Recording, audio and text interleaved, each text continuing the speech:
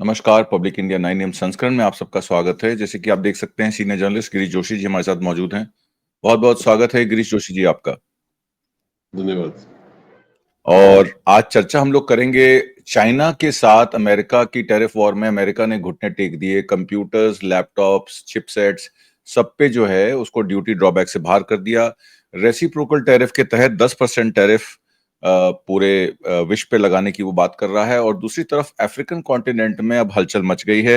Africa के जो senior journalist हैं उनका कहना है कि चाइना ने जीरो टैरिफ पॉलिसी लगाई है कंपेयर टू अमेरिका, जिसमें 100% प्रोडक्ट्स पे 33 लीस्ट डेवलप्ड कंट्रीज पे कोई ड्यूटी जीरो टैरिफ चाइना लगाता है। इसीलिए एग्रीकल्चरल और जरूरत के सामान, इंजीनियरिंग गुड्स, फार्मा सेक्टर में चाइना का बिजनेस अफ्रीका के साथ काफी है। हालांकि यूएस जो है वो 10% बेसलाइन टैरिफ लगाता है सारे इंपोर्ट्स पे 32 लो इनकम अफ्रीकन कंट्रीज पे।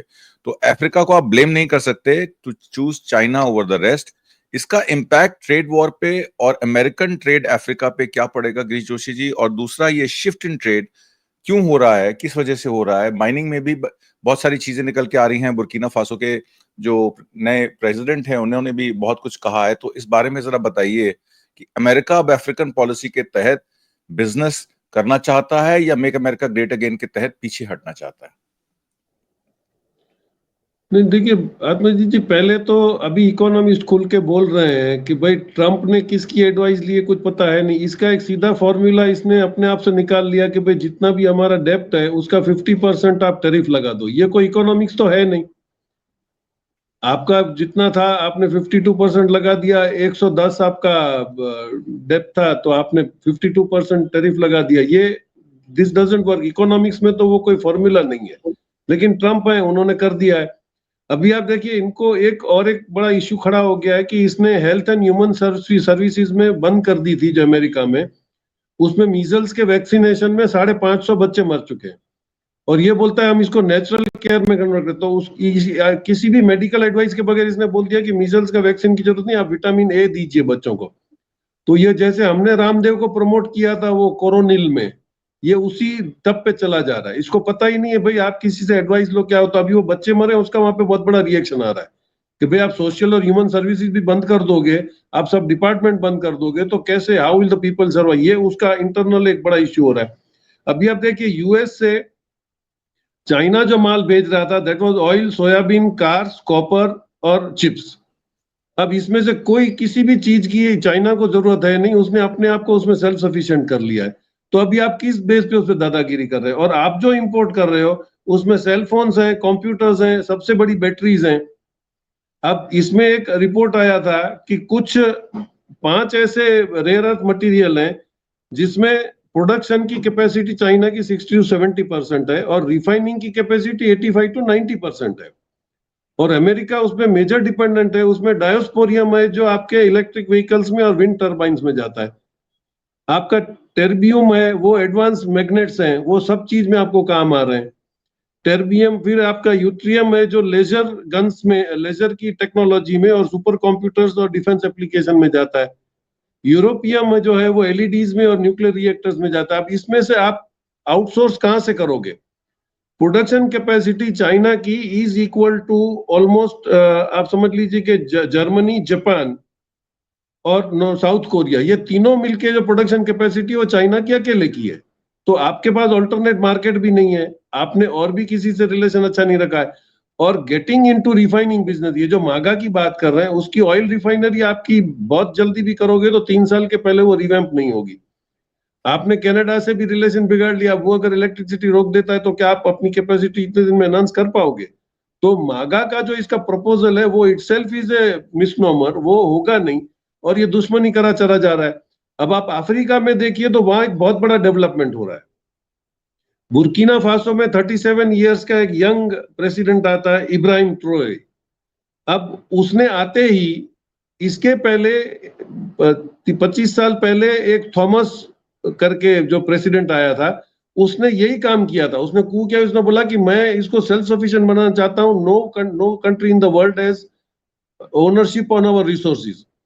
5th लार्जेस्ट गोल्ड डिपॉजिट्स हैं बुर्किना फासो के पास, तो वो जो फ्रांस ले जाके एक्सप्लॉइट करता था और 5% भी वो बुर्किना फासो में यूज नहीं करता था। तो उनको इन्होंने कू करके मरवा दिया था, he was shot in the office. अब अपना ये जो है इब्राहिम आया है, he is an Ibrahim Traore, he is very shrewd, और उसको इनडायरेक्टली माना जाता है कि रशिया का सपोर्ट है। अब उसने आते ही बोल दिया कि फ्रेंच आर्मी शुड लीव, वो सारे चले गए। उसने बोल दिया सारी कंपनीज नेशनलाइज हो गई हैं, now our country will be doing that. उसने 2000 ट्रैक्टर्स लाए और उसने बोल दिया सब फार्मर्स को, I give the land on the behalf of the government, आप खेती करना शुरू कर दो। उसने 2 साल में बहुत बड़े रिफॉर्म्स कर दिए। पीपल आर सो हैप्पी, वहां पे स्कूलें बन गई, वहां पे उन्होंने सारे पेंशन स्कीम्स वापस रिवाइव कर दिए टीचरों के सबके। तो I think he has brought a very big turn. अब उसमें क्या हो रहा है कि इसके देखते देखते माली का भी जो चीफ है उसका नेबर प्रेसिडेंट, वो भी बोल रहा है कि नहीं, इसका जो एटीट्यूड है बहुत सही है, हम भी वही करेंगे, no foreign company should hold resources. उसके बाद नाइजर भी ज्वाइन करता है। ये तीनों ने मिलके अब ये कोऑपरेटिव कोऑर्डिनेशन कर लिया कि भाई हम लोग अपने रिसोर्सेज किसी को बेचने नहीं देंगे, हम ही करेंगे और हम ही बेचेंगे, और we will make our country rich. तो ये एक बहुत बड़ा वहां पे डिफरेंस आ रहा है। अभी देखिए उसी के देखते देखते नामीबिया में जो नई प्रेसिडेंट आई है, Netumbo, first lady president of Namibia, उन्होंने यूएसए को बोल दिया कि अभी आपका कोई भी आदमी बगैर वीजा के यूएसए में नहीं आएगा, आप you have to go out. तो इन्होंने एयरलाइंस पे रोक लगा दिए। नामीबिया को भी पता है कि उसके पास रेयर अर्थ मटेरियल है, उसके पास रेयर डायमंड्स हैं। तो अफ्रीका पूरे में एक ये बहुत ही बड़ा वाइल्ड फायर की तरह फैल गया है कि भाई आपने फॉरेन कंपनीज को बाहर निकालो, हमारे रिसोर्सेज हम बेचेंगे, क्योंकि वो टेक्नोलॉजिकली अपग्रेड हो चुके हैं। और नहीं है तो अभी तक उसको आइसोलेट किया गया था। अभी China, Russia, Iran, everybody is ready to help them. तो उनको टेक्नोलॉजिकली वो साउंड है। चाइना ने अपने बीआरआई के उसमें तो ऑलरेडी उसने वो 4 लाख किलोमीटर की जो उन्होंने रिव्स बना दिए, all ports are now connected, और उसने कर दिया एफटीए। अफ्रीका में अभी को सब फ्री ट्रेड एग्रीमेंट में है। तो पूरा एक इकोनॉमिकल सिनेरियो चेंज होता चला जा रहा है। तो आपने जो अभी तक एक्सप्लॉइट करा था वो यूएसए था, फ्रांस था, स्पेन था, उन्होंने जो अफ्रीका को एक्सप्लॉइट किया है, उन्होंने वहां से जो पैसा कमाया। तो दिक्कत ये हो रही कि एक तरफ आपका चाइना ने बिजनेस खींच लिया है, अफ्रीका आपको बिल्कुल बेकारी कर देगा, क्योंकि आपकी फाइनेंशियल रिप वहां से टूट रही है। You will not be able to now exploit. तो अभी दिक्कत इसमें आ रही है, अमेरिका शायद इस चीज को बाफ रहा है। और उन्हीं का भी मैं कहीं पढ़ रहा था कि फेडरल बैंक के मिस्टर एडम पॉसन ने उन्होंने बोल दिया है कि China will lose nothing by Trump's MAGA. तो वो हमारे जैसे रघुराम राजन जी हमेशा बोलते रहते हैं कि भाई आपकी पॉलिसीज का आफ्टर थ्रो क्या होगा आपको नहीं पता है। तो ये ट्रम्प के साथ हो रहा है। तो पोजीशन पूरी चेंज हो रही है। China and Africa, Russia together are now changing the whole scenario. मतलब वेस्ट बिल्कुल अलूफ हो जाएगा, उसको पैसे का भी दिक्कत आएगा।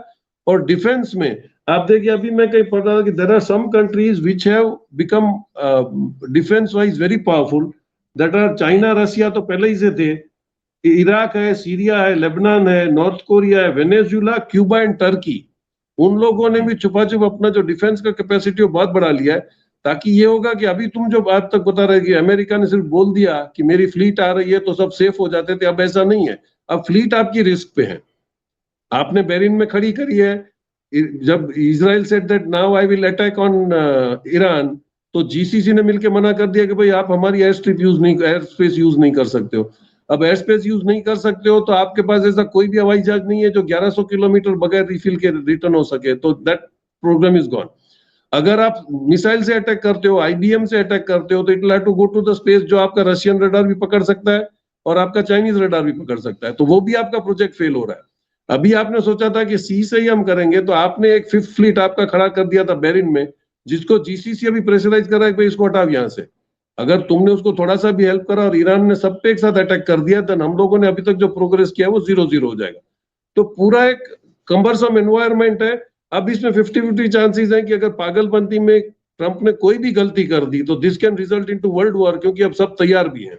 तो now we will have to choose कि वेदर वी वांट वॉर और we want development and peace in the world. जी, जो आपने चाइना और अफ्रीका की बात की, largest bilateral trade partner China है।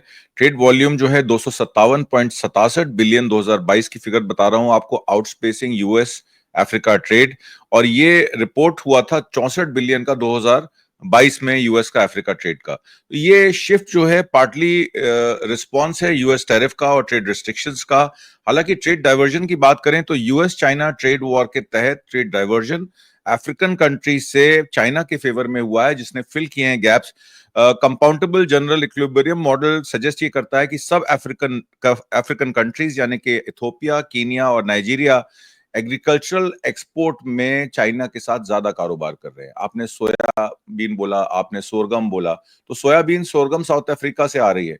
इसमें इथोपिया की जो 6000 किलोमीटर की रेलवे लाइन चाइना ने डाली, इसका मतलब है कि चाइना भी इंफ्रास्ट्रक्चर में अफ्रीका को सपोर्ट कर रहा है। डब्ल्यूटीओ के निष्क्रिय होने के बाद, आईएमएफ का हाथ पीछे खींचने के बाद, और अमेरिका ने यह कह दिया कि वो वर्ल्ड हेल्थ ऑर्गेनाइजेशन हो, जिसमें आपने अभी डिजीज की बात की, या वर्ल्ड ट्रेड ऑर्गेनाइजेशन हो, अमेरिका अब उसको वित्त पोषित करने के लिए मना कर रहा है।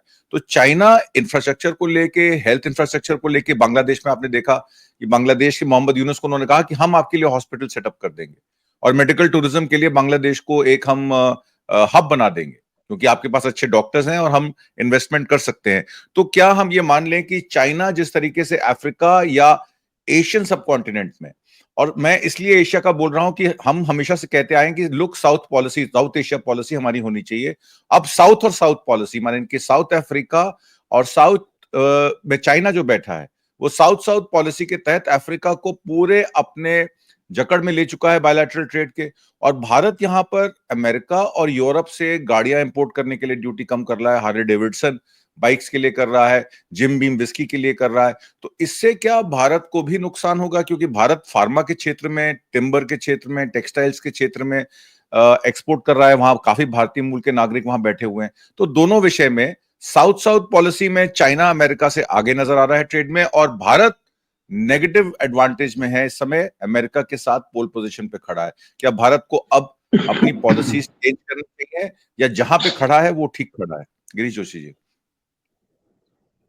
नहीं बादमी जी, देखिए, जब तक हम अपना लोकल पॉलिटिक्स में कैसे हमको सत्ता में रहना है, ये एटीट्यूड हम चेंज नहीं करेंगे, और आप बोलते एक हो, दिखा दूसरा रहे हो। अभी आप देखिए 11 मार्च को जो कैरिंगियन ग्लोबल टेक्नोलॉजी समिट था, उसमें व्हाट इज जयशंकर टेलिंग कि भाई सब लोग जहां जाते हैं वहां हम लोग नहीं जाते हैं, हमारे खुद के रिजर्वेशन हैं, हमारे खुद के कंपल्सन हैं, तो हम लोग जो कर रहे हैं वो हमारे हिसाब से कर रहे हैं।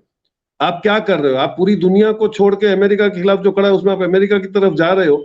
और वो जैसे बोल रहे थे, उनकी बॉडी लैंग्वेज और वो जो रुक रुक के बोल रहे थे, वो लग रहा था कि he is much in a compulsion to tell something. उसने पूछा कि भाई आपका जो मेक इन इंडिया वगैरह जो प्रोग्राम था उसका क्या हुआ है?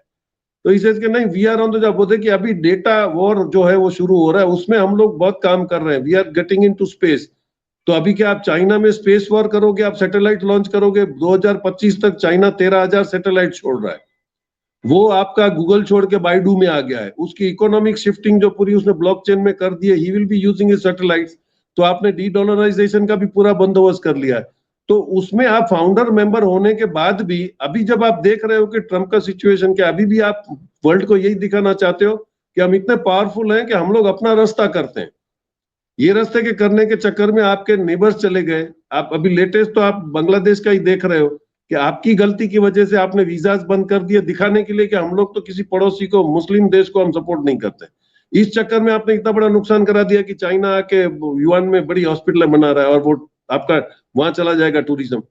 तो आप कितना नुकसान कर रहे हैं। और जब इस सब प्लेटफॉर्म पे बोला जा रहा है कि भाई इंडियन इन्वेस्टर्स जा रहे हैं, अभी कल जैसे अपनी बात हुई को जो सीआईआई जो रिपोर्ट दे रहा है वो बिग बॉयज का, मैं 2011 की बात कर रहा हूं, जब मैं इथोपिया में था, वहां पे टाटाज और टपरियाज ने 200 एकड़ जमीन ली है फॉर ग्रोइंग कॉटन। नाइल का cotton is the world best. अभी आप देखिए तंजानिया, केनिया, बुर्किना फासो सब ये अनाउंस कर रहे हैं कि we are inviting the investors, FDI we are inviting, लेकिन एक ही शर्त होगी कि they will come here as a partners, not as the owner of the thing. तो काफी लोग जा रहे हैं, 2-3 लोग अभी फोन का, क्योंकि दे आर, अभी फार्मा में जो आप सिचुएशन देख रहे हो, एफडीए कभी भी आ जाता है आपका, या तो गुड मैन्युफैक्चरिंग प्रैक्टिस में फार्मा में आपका अप्रूवल होना चाहिए, या यूएस एफडीए से आप अप्रूव होना चाहिए। अब वो करने की भी सिचुएशन में हमारे कंबरसम इतने हैं। अभी थरूरी किसी पॉडकास्ट में बोल रहे थे कि भाई इंडिया में पहली बार ऐसा देखा है कि अगर ऑफिसर नहीं है तो फाइल आगे नहीं चलती है। आप अगर वियतनाम में चले जाओ तो आपको टाइम दे दिया गया, वहां से आपको बगैर बोले ही आपकी फाइल अप्रूव की जाती। You put a unit with in 6 months, your approval of the unit comes with in 48 hours। India में क्या पोजीशन है? आप 5 साल तक यूनिट खड़ा नहीं कर सकते। और हमने जो लास्ट प्रोग्राम किया था उसमें आप देखिए नीचे कितने लोगों ने लिखा है कि भाई मैं छोटा सा 5 लाख का यूनिट डालना चाहता था, 1.5 लाख रुपया मेरे से लोकल ऑफिसर ने मांगा तो मैंने प्रोजेक्ट छोड़ दिया। ये डिप्लोरेबल सिचुएशन है।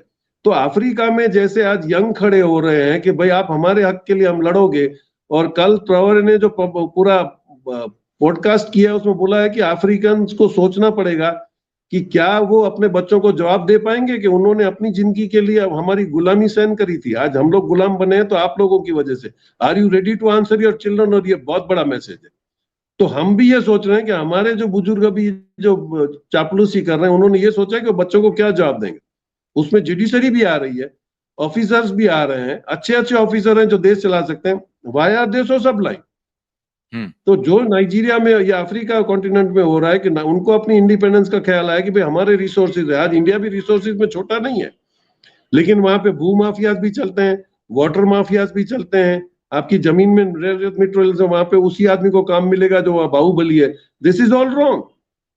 आज अगर कॉन्ट्रैक्ट लेने जाते हो आप टोल गेट पे देख लो, किसी भी टोल गेट पे कोई भी आपको सोबर आदमी नहीं मिलेगा, क्योंकि वहां का जो माफिया होगा वो टोल नाका चलाता है। They don't have decency to talk to people nicely. तो आपने क्या करा है, पूरा देश माफियाज को दे दिया है। अब इसमें अगर आप बात करते हो कि हम सोच रहे हैं, तो you will be too late, you will miss the bus. जी, ट्रेड की बात करें, आपने अभी ट्रेड की बात की। चाइना ने काफी इन्वेस्टमेंट की है अफ्रीकन कंट्रीज में इंफ्रास्ट्रक्चर फैसिलिटेट करने के लिए। चाइना अफ्रीका ट्रेड एक्सपो भी हुनान प्रोविंस में बड़े लार्ज स्केल पे ट्रेड फैसिलिटीज जो है चाइना प्रोवाइड करता है। चाइना के प्रो एक्टिव मेजर्स जैसे कि forum of China Africa cooperation, investment in transport and energy infrastructure, contract, in contrast to US retrenchment, कि यूएस पीछे हट रहा है, चाइना आगे बढ़ रहा है। अगर यूएस टैरिफ्स और अमेरिकन एक्सपोर्ट्स की बात करें तो हाई टैरिफ ऐसा नहीं है कि साउथ अफ्रीकन कंट्रीज पे नहीं लगाए। 50% टैरिफ उन्होंने लेसोथो पे लगाए हैं, 31% टैरिफ साउथ अफ्रीका पे लगाए हैं। और ये टैरिफ जो है पोटेंशियल अमेरिकन अफ्रीकन ग्रोथ और अपॉर्चुनिटीज एक्ट सितंबर 2025 के तहत ये मीट है, कॉस्ट रेज करते हैं अफ्रीकन एक्सपोर्टर्स को यूएस में सामान भेजने के लिए और यूएस से सामान इंपोर्ट करने के लिए भी। अब अगर हम जियोपॉलिटिकल राइवलरी की बात करें तो यूएस चाइना राइवलरी जो है वो अफ्रीका को एक बैटल ग्राउंड बना रही है, क्योंकि आपने जैसे खुद कहा कि अफ्रीका के पास बहुत सारे नेचुरल मिनरल्स हैं, गोल्ड है, रेयर अर्थ मिनरल्स हैं, जिसकी 90 से 93% प्रोसेसिंग जो है वो चाइना में होती है। चाइना की नॉन इंटरफेरेंस पॉलिसी है, इंफ्रास्ट्रक्चर में चुपचाप वो इन्वेस्टमेंट कर रहा है, ट्रेड बेनिफिट्स दे रहा है और उसका काम सिर्फ बिजनेस करने का है। और अफ्रीका के जो ट्रेडर्स हैं वो चाइना को प्रेफर करते हैं लोअर प्राइसेस के तहत, लॉजिस्टिक्स और इजियर एक्सेस के तहत। पर एक इल्जाम चाइना पर भी आता है कि 2021 से डब्ल्यूटीओ एग्रीमेंट के तहत चाइना ने बहुत सारी वायलेशंस की हैं प्रोडक्शन में, इंफ्रास्ट्रक्चर में या मींस ऑफ प्रोडक्शन में, एक्सप्लॉयटेशन ऑफ लेबर में। तो डब्ल्यूटीओ के तहत चाइना हमेशा अपने आप को हमेशा ये बताते आया कि वो पाक साफ है और ऐसी कोई बात नहीं है। क्या डब्ल्यूटीओ का प्रेशर अमेरिका की वजह से था? और अब क्योंकि डब्ल्यूटीओ से अमेरिका खुद ही पीछे हट गया, पेरिस क्लाइमेट चेंज से पीछे हट गया, तो चाइना के पास एक ओपन ग्राउंड आ गया कि आप जैसा चाहें वैसे अपने relation south America, south Africa और एशियन कंट्रीज के साथ, एशियन कंट्रीज खासकर बना सकते हैं। तो मींस ऑफ प्रोडक्शन और बिजनेस लाइन जो है, क्या अब चाइना तैयार है कि एशियन कंट्रीज को साथ लेकर अपनी पूरी एक्सपोर्ट पॉलिसी को साउथ अफ्रीका और साउथ अमेरिका और other countries, middle east countries के साथ टाई अप करके? अमेरिका कहीं ना कहीं इसमें अलग थलग नजर आ रहा है। मैं आपसे ये समझना चाहता हूं कि चाइना कितना आगे है और अमेरिका को ये टैरिफ लगाकर अब कितना पीछे धकेल दिया गया है वर्ल्ड ट्रेड में, खासकर अफ्रीका और साउथ अमेरिका के कॉन्टेक्स्ट में। देखिए बिग गेम इज के चाइना को ये समझ में आ रहा है। अभी आप देखिए उसका जो ये अपना जो बॉन्ड्स हैं उसमें almost 800 billion China is holding. US डेब्ट जीडीपी रेशियो 98% है, उसको आप कहां से रिकवर करोगे? Does that America understand? फिर जापान का है 1.1 ट्रिलियन और यूके का है 780। अब ये तीनों कंट्रीज के साथ आपका कोई गुड रिलेशन नहीं है। कल अगर वो बॉन्ड रिटर्न करते हैं तो does America hold the money to return to them? अब ये उनको टेंशन है। जापान ने अपना रवैया बहुत क्लियर कर दिया है कि वो बिल्कुल उनके साथ तो नहीं है। वो ऑलरेडी बीआरआई का जो पोजीशन है चाइना से, बीजिंग से ग्वादर पोर्ट तक का, ये स्टार्टेड यूजिंग दैट रूट। तो आज उनको भी धंधा करना है, उनको भी पैसा करना है। अगर शिप्स रूट्स पे अभी सेफ्टी नहीं है तो they will definitely try to use this. तो जापान भी अपना थोड़ा सा रवैया चेंज कर रहा है। तो अमेरिका को ये भी टेंशन है कि फाइनेंशियली एक ही झटके में वो मारा जा सकता है अगर ये 3 कंट्रीज तय कर लें कि भाई हमारा बॉन्ड रिटर्न करो। तो ये एक पोजीशन आ रही है। फिर आप देखिए दूसरे में, इसमें मैं कुछ ये देख रहा था कि इनकी कौन सी कंट्रीज है, रेयर अर्थ मटेरियल का अभी एक ग्लोबल रिपोर्ट आ गया है, उसमें कितने कंट्रीज हैं जिनके पास रेयर अर्थ मटेरियल है। Venezuela, Iraq, Australia, Brazil, China, Iran, Canada और सऊदी अरेबिया। इन सब लोगों ने अपना जियोलॉजिकल सर्वेस करा लिए और they have got tremendous quantity of rare earth minerals.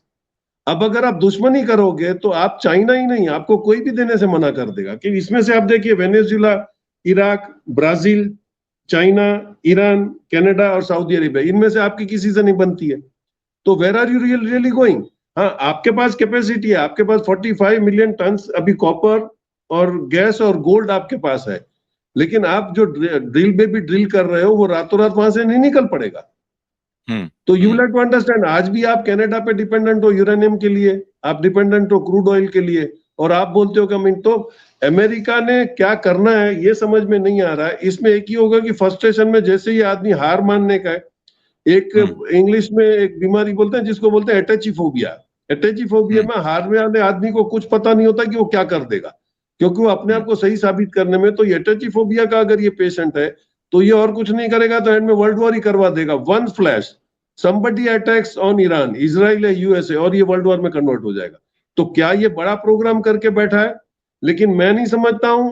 उसका एक रीजन है। I was talking to some scientist, उसने बोला जैसे इजराइल पे आयरन डोम बनाया गया था, सीरिया ने उसको फेल तो कर दिया, उसी तरह ट्रम्प एलन मस्क के साथ मिलके ये अमेरिका पे गोल्डन डोम बनाना चाहता है, लेकिन that can not be completed before 2030। तो मैं समझ रहा हूँ क्या ये वॉर ग्राउंड में 2030 तक ये नहीं मानेगा, क्योंकि उसको पता है ही इज वनरेबल, उसके पास डोम नहीं है। तो अगर 4-5 कंट्रीज ने मिलकर उस पर अटैक कर दिया तो अमेरिका विल बी नोवेयर, उसके तो मेन सिटीज को ही किल करना है, बाकी तो कुछ है ही नहीं उसके पास। तो थिंग्स आर वेरी कम्बरसम। अब वो किसी की एडवाइस मानेगा नहीं मानेगा, या whether he is interested to put the whole world into world war 3, ये देखना पड़ेगा। लेकिन बहुत ही रिस्ट्रेंट से रशिया, चाइना और ईरान जो काम कर रहे हैं, मैं समझता हूँ उसको ये सबक सिखाने कहेंगे, लेकिन वॉर नहीं करेंगे, ऐसा मैं मानता हूँ। इसमें एक कुछ विशेषज्ञों का ये भी कहना है, अर्थशास्त्री जो अमेरिकन पॉलिसीज को वॉच करते हैं, कि 18% चाइना का एक्सपोर्ट जो है वो अमेरिका में होता था। 589 बिलियन डॉलर की जो एक्सपोर्ट है वो होती है। 18% जीडीपी का अगर उनका एक्सपोर्ट कम हो जाता है, उनके टोटल वॉल्यूम ऑफ एक्सपोर्ट का 18% कम हो जाता है, तो उनकी डिमांड जो है कॉपर, ऑयल, प्रेशियस मेटल्स की कम हो जाएगी।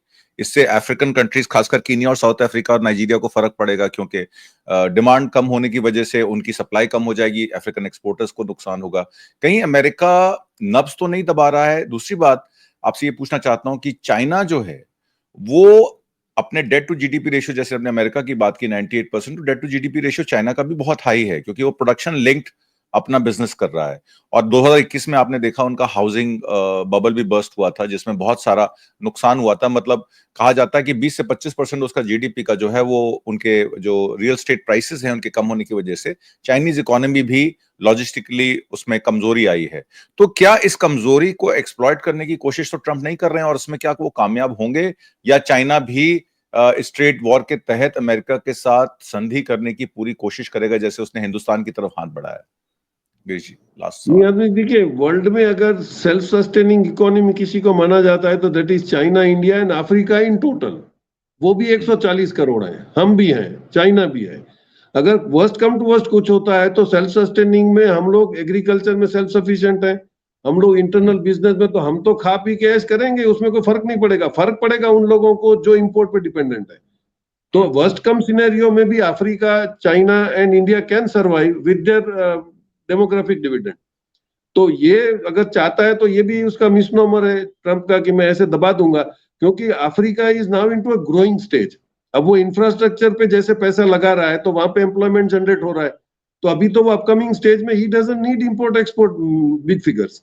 तो वो जैसे ही सस्टेन करेगा। अब आपको गोल्ड तो लेना था, आप फ्रांस से लेते थे, वो आप गोल्ड अभी बुर्किना फासो से लोगे, तो जो वो 5 रुपया कमा रहा था अब वो 100 रुपया कमाएगा, जो 5% उसको मिलता था। तो थिंग्स आर चेंजिंग। अगर ये भी उसकी गिनती है तो I think he is into a very wrong notion.